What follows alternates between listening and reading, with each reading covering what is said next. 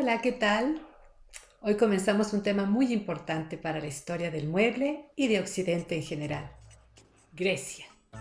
Esta y la siguiente cultura, Roma, son base fundamental para la civilización occidental, es decir, Europa, y todo lo que Europa conquistó y dominó.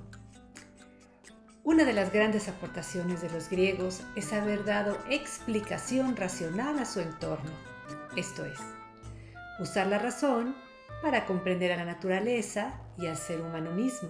También el haber ubicado al propio hombre como el centro de toda medida y de su pensamiento, el cual fue muy distinto al resto de las culturas del Mediterráneo, sometidas a los dioses. Esto sucedió en el siglo V a.C. aproximadamente.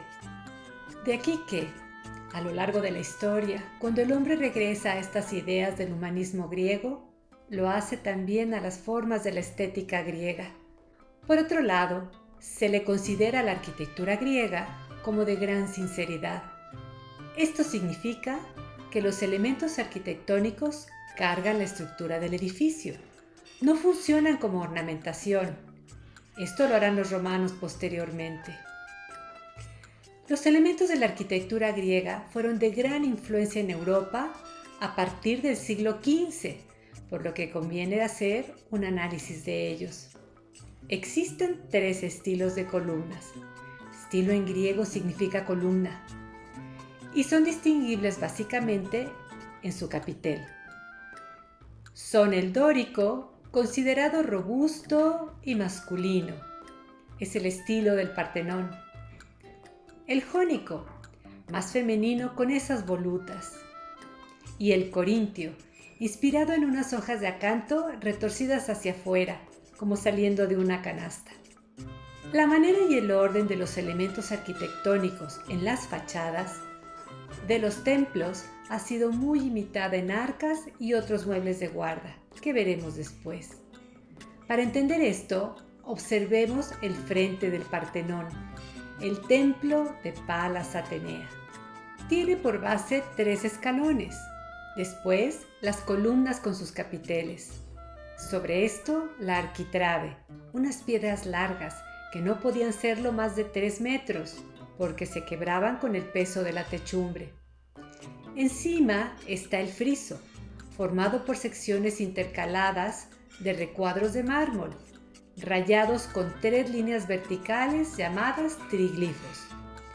Estas tapaban las puntas de las vigas que formaban la primera parte del techo, y entre triglifo y triglifo había otro recuadro de mármol, tapando el hueco que se llamaba metopa. Ahí se grababan diferentes escenas. En el Partenón son unos centauros. El techo propiamente era a 2 aguas y el triángulo resultante en la fachada frontal y posterior se llamaba frontón y se tapaba con piedra y mármol. Se ornamentaba también con cuerpos escultóricos. Entre estos elementos arquitectónicos se podían ver los elementos decorativos: ovas, dentículos, palmetas, estrías, rosetas y grecas, de las cuales la más famosa es el meandro. Desafortunadamente no ha llegado a nosotros casi nada de mobiliario en físico. Es una situación muy distinta a la de Egipto.